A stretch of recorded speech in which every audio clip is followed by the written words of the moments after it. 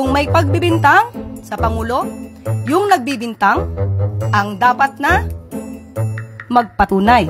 So it's so sad na nangyayari ito sa panahon ni PBBM. So I hope, di ba, sana ito makita ni PBBM. Daan ang MIF oras na makuha niya ang kopya ng bill. Ay, talaga? Siyempre. Teka lang, hindi niya nababasahin? Pipirma na lang siya, basta-basta? Urgent nga. Urgent. Ang nasabing listahan. So ibibigay ko na lamang sa inyong opisyal itong mga kopya. Nandito po yung sasabi niyo mga barangay na nasasabi natin drug clear, drug free.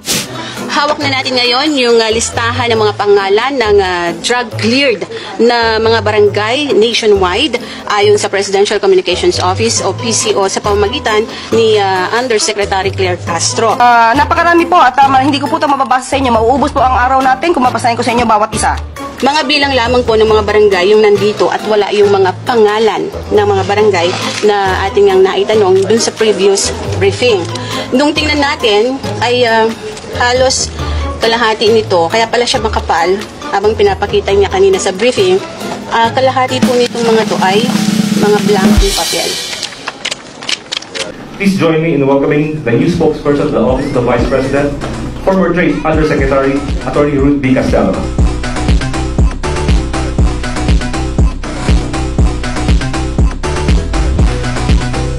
Good morning, everyone. I'm happy to be here, and it's really nice to see some familiar faces. Today we have very refreshing news.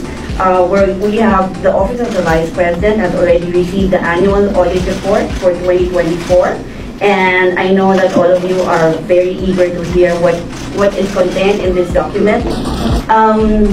Actually, it was no convincing from the part of the Vice President or her staff. They did not need to convince me. I actually submitted an application for any position, for anything that I can do to help the Office of the Vice President. And I'm fortunate that I was given this trust and confidence.